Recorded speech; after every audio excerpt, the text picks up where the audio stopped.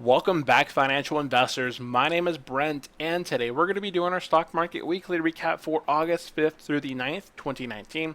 We're going to start off looking at the changes for last week, which are up on the screen. We're going to go over the four main indexes, taking a look at the performance for the week, whether they went up or down. Taking a look at the entire S&P 500 performance for the week, what stocks were up, what stocks were down, what sectors were strong or weak. Then we're going to individually look at financials, semiconductors, home builders, jump over into oil, the dollar, silver, gold, and take a look at mortgage rates overall. Then we're going to jump over into Facebook and take a look at what was posted this week. So I like to do these videos for historical reference. So if you do enjoy these videos, definitely hit that subscribe button below. I do cover the stock market, dividends, and real estate. If you're interested in checking out the channel, definitely hit that subscribe. If you do enjoy these weekly videos, hit the thumbs up. And of course, if there's any information that I may have missed or just want to share, drop it into the comment section. I do read and reply to all your comments. And let's go ahead and get into the video. So last week, really not so bad here overall. We were almost at all-time highs. So last week we just had a bit of a cooling off, letting out our breath here. So S&P down 3.10, Dow Jones down 2.6, the Nasdaq down 3.92, my portfolio down 2.02. So bit of a pullback, but really not that bad. Now over the weekend on Monday, basically Sunday, China opened up their market. They had adjusted their yuan. That took the US for a big dip, saying that they were manipulating their currency. China was a currency manipulator. That caused the S&P 500 to lose the biggest single loss here in a day, down 3%. They're down, in 2019, 2.98% in a single day. That may have seemed pretty hard for a lot of investors, but really in reality, if you had got scared and sold out of your positions on Monday, you had already gapped down low about 1% or 2%, I believe, when the markets had opened. Then we continue to slowly bleed sell throughout the day, ending up 3% down, and then you had sold down during that day on the low, saying that's it, I'm taking a step back, I'm not going to be invested right now, I believe the market's going to tumble. You would have missed out on a gain of 1.3% there on Tuesday, 1.88% there on Thursday, and basically flat there on Wednesday. Gap down, another issue with the yuan being manipulated a little bit, and then reassurance afterwards, and the market's kind of retested that 29.20 area, 29.40, 29.20. That range is being tested here several days. I think we're going to hit again and retest it. If we can break through that resistance, I believe the markets will actually go higher here in the future. Now, this is our second negative week. We've had weeks in the past where we were 4 or 5 weeks into the negative, so who knows? We may just kind of trend around in this little slish-slosh area for a little bit before either breaking through resistance at highs or just kind of retesting some of those not so low lows, but that middle range area. So S&P down 0.46 for the week. The Dow Jones, basically the same news, down 0.75% for the week. The Nasdaq here down 0.56. So here we have the S&P with the least amount of loss, followed up behind by the Nasdaq at down 0.56, and our loser of the three is down 0.75. Now, national, if you look at the Russell 2000, this got walloped pretty hard. Friday down 1.25, Monday down 3.02. So down overall for the week 1.34%. So the Russell there showing a little bit of weakness. Now, stock futures are currently looking positive. I do believe we're going to open up stronger next week. Now, whether or not we can hold it for the next week, I'm not sure. Again, I do believe we're going to be retesting that 29.40 range, and if we can break higher than that and have some sort of news push it higher, I'm not sure what sort of news would push it higher, but we maybe get into some territory. We'll start using that as support kind of going forward. Now, Friday, you can see a bit of a sell-off here on the Friday area. Now, not any one sector was too strong here. You can see kind of a pretty strong green. Not everything is red. There's quite a bit more green versus red here within the health sector. So Johnson & Johnson kind of kept positive at 0.27. It has been selling off recently. AbbVie also up slightly on the day, up 0.2. Merck up 0.93, and Amagen nearly 6% there on the day. Now, if we look at the 1 week performance here, we're looking at sectors that are doing well currently with all that's kind of been going on out there. If you look at any one specific sector, maybe two specific sectors, you can see utilities down here. A lot of them are faring really well this week. A lot of investors are moving from some of these tech companies, moving their money into some of these safer utility companies. So you see Next Era Energy up 2.4, Duke Energy up 1.85, Southern Company up 1.69, Consolidated Edison 1.31% there on the week. We also see REITs. If you take a look at these REITs over here within the area, the industrial REITs pretty much all positive there. The residential REITs, a lot of positive there as well. And kind of into that diversified area. Also, healthcare, Johnson & Johnson, Merck, Eli Lilly, and so on. Lots of positive. Now, some of the other sectors weren't as positive. You can see a lot more red versus green. So I am currently focusing on financials. Actually, myself will be my next rotation. Right now, I've been buying a lot of REITs. I've been focusing on buying Simon Property Group. I am really interested in checking out Public Storage, but it is just highly extended in my opinion right now, and not one I'd be taking a look at. I'm also I do own ESS Essex Property Trust as a multifamily residential REIT, so haven't been buying that one, but I would like to have it come down a little bit so I'm able to buy some more shares. But I have been picking up some more real estate investment trusts, especially with these lowering rate environments. I believe kind of going forward, these REITs will continue to move higher. So Simon Property Group it's a retail REIT, so a lot of investors aren't really kind of going for retail. Residential, multifamily, storage would be some of these safer bets. And then over in the financials, I believe they're kind of an oversold area. Lowering rates are not good for some of these regional financials, which make their money from loans. But some of these more JP Morgan, Bank of America, Wells Fargo, some of these larger banks, they don't make their money from a lot of the lending. They do make quite a bit of it, but there's other ways that they generate income from products and services that they provide. So financial sector down 1.56% on the week. Semiconductors down 1.35%. And home builders, so we can see them positive 0.49% on the week. Now, oil. Oil this week, a bit of a mixed week here. So Wednesday, we can see oil fell down 2.69. Tuesday, another big slide here, 2.02. Basically a huge gap between Tuesday and Wednesday. You can see that gap lower. Basically started lower on the day, touched some lows, and then kind of recaptured it and actually closed up higher from where they had gapped down, but they were still down, basically opening on the day almost 2.5%, and then ended up actually a little bit more gap down lower, but 1.74% on the week. We can see Thursday and Friday oil is beginning to kind of spike, and that could be some sort of a bottoming out. Who knows? Year to date, they're still up 16.77%, so kind of an interesting here.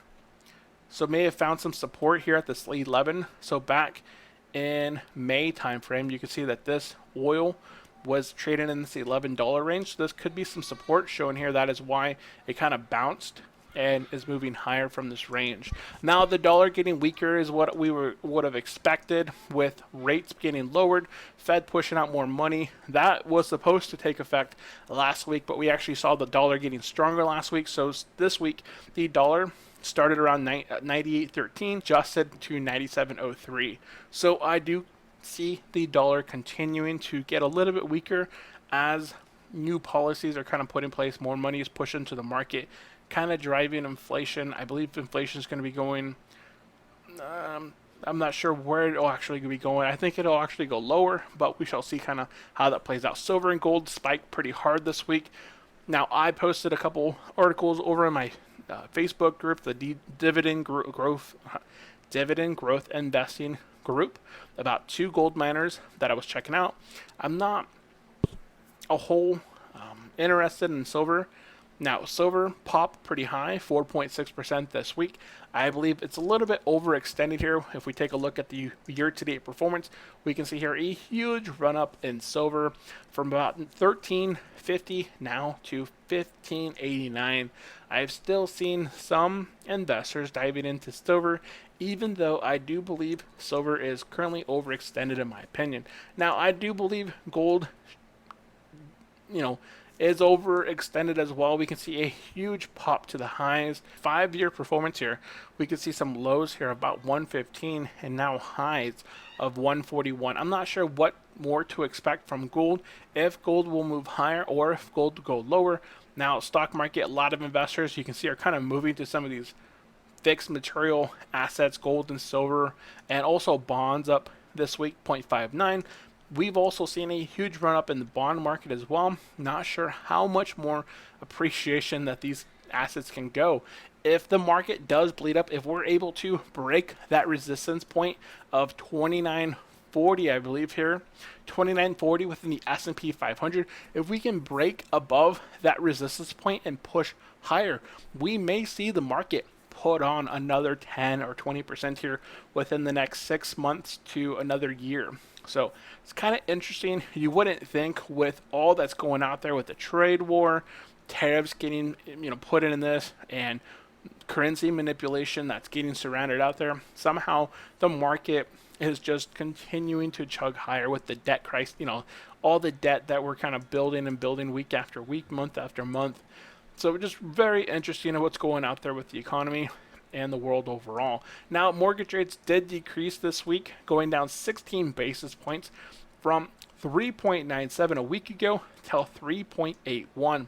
I did see an article out there that there are a bunch of millennials, the percentages are in the double digits, going out there and getting refinances on their properties.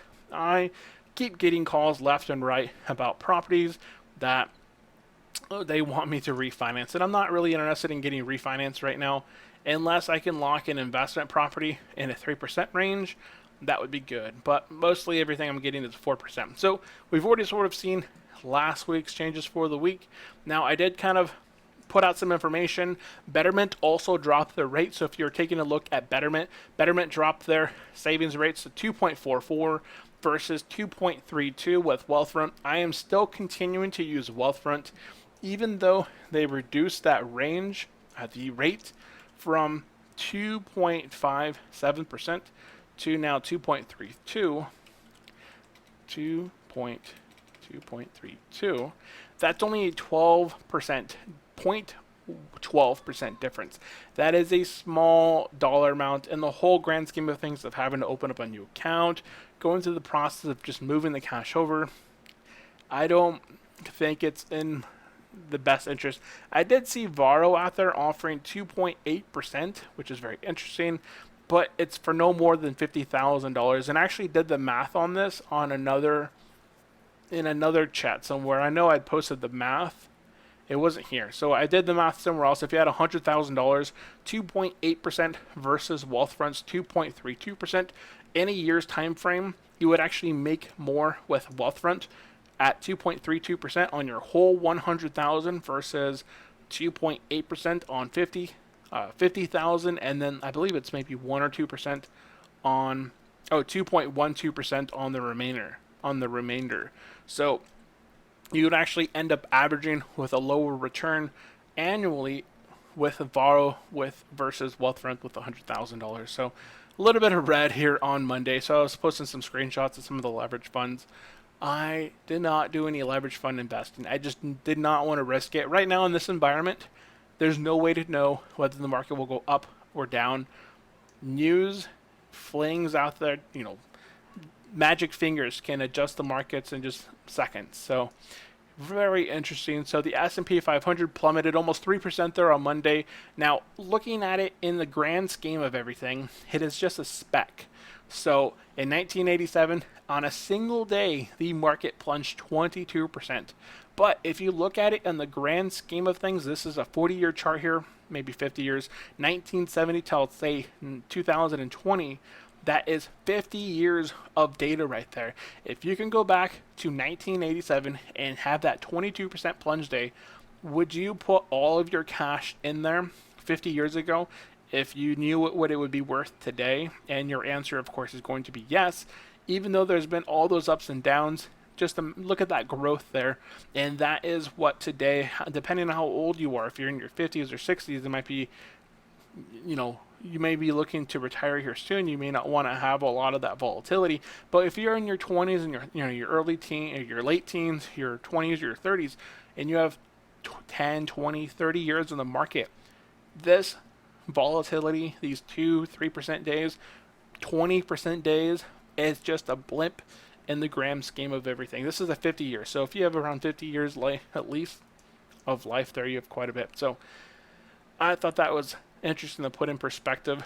Futures were down, so we're going to have a pretty rough week. Now, I thought this was interesting. I was taking a look at some insider buying. So Avi, this investor here, he loaded up on $1 million. I'm not sure how much this. Let's go bring up our calculator. How many shares here? The director over here at Avi, at Austin there, he picked up 65,000 shares, and we'll say that he picked them up. We'll go ahead and just give him a $67 point. He picked up about $4.3 million in stock with Avi in the $65, $66, $67 range. And you can see that back since maybe 2017, no one had been buying Avi. Okay, there was someone here in 2018 who bought it for some reason here at $98, $91. But overall, if you look at when other directors, officers started to buy a lot of Avi, it just started popping up in June 26th, July 29th, and August 1st. You can see a lot of directors and officers jumping in the $65 to $67 range. So that's just a little perspective there as for what they believe in for their own company. So here, if you're interested in getting $50, you're also interested in earning 2.2% on your uninvested capital. So if you have cash that you have sitting in your checking account over with Chase or Wells Fargo or some other normal institution, if you're looking to get $50 plus a 2% annual percent yield on your uninvested capital, then definitely check out SoFi. I do have a link in the description below. It does help benefit the channel. That $50 it's a referral link. You and I both get $50, so it benefits us both. It's a win-win. So definitely check it out. Not pushing it. So snapback, stock futures are positive. So I did buy on Monday. I did not buy on Tuesday. I saw the markets recovering on Tuesday. Everything was positive. I did not want to end up buying on Tuesday, even though I don't think I may have had some capital from dividends. And then Wednesday I made another buy. So I had a little class action lawsuit back from some stocks that I owned in 2015, maybe 2016. Looks like these things get sent to you in the mail. You won't ever see class action lawsuits in the time that you own the stocks. They always just come in the mail. And when I looked up the ticker symbol, it didn't even look like it was public anymore. So I'm not sure how I was invested in there. I know I was invested in a bunch of weird stuff back in the past, though. 15 minutes till the bell. This was on Friday. So financials are actually positive here on Friday at close. Let's go look at the day again. I thought financials, yeah, they ended up selling off. The market sold off towards the end of the day. But actual financials are doing fairly well towards the end of the day and then kind of sold off. And then this week. So this week performance, we already sort of covered it. S&P down 0.46, the Dow Jones down 0.75, the NASDAQ down 0.56, and I was down 0.16% this week. So overall, basically, I stayed almost flat. I am down a few, less than $100 there in my portfolio. Okay, and of course, if you haven't checked out my Facebook groups, I have 3 Facebook groups depending on what you're interested in. If you're just interested in general investing, stock market investing, check out the stock market investing group. We talk stocks, dividends, gold, silver, bonds, you name it, anything stock market related. Join the group, you can discuss it. Now, I've made several different groups that are for specific topics, dividend growth investing and real estate investing. These are for communities where you can discuss what you are looking at, what you are planning on buying. I like to have communities where you can discuss what's on your mind. What are you looking to buy? What are you looking at researching? Why are you looking to research research into it? So I want these communities to be filled with actual discussions versus people posting links to websites or blogs or videos. So Here we have general discussions going over how to track your dividends, track ex-dividend dates, track your dividend income, stocks that are going ex-dividend, what my plan is kind of going forward, what stocks I plan on buying here in the near future, what stocks I am looking at. Gold miners. I'm looking at 2 gold miners here kind of just looking at research wise. RGLD and FNV went over their price, yield, dividend growth, PE, forward dividend, forward price earnings, return on invested capital, their current assets, liabilities, operating income, capital expenditures, long-term debt, cash, and equivalent. So I like to break those down and kind of share with the groups what is on my mind, why I'm considering looking at these, and I'm not looking to buy these right now. You can obviously see by the charts here that I provided that they are highly extended here within the last month. You can see gold shooting to some all-time highs here for these stocks, and they're no longer offering starting yields of 1.5% or over 1.2%. Instead, they're at 0.81 and 1%. So this information is what I'm trying to have available and have discussions with other like-minded individuals here in the investing community. So that is it for today's video. If you guys did enjoy this video, definitely hit that thumbs up button below. If you have not yet subscribed to the channel but enjoy talking stocks, dividends, or real estate, subscribe to the channel. And of course, if you have any comments or questions or want to share some information I may have missed this week, definitely drop it into the comment section below. I do read and reply to all my comments. So that is it for today's video. Thank you all for tuning in. I will see you next time. Have a great day. Bye.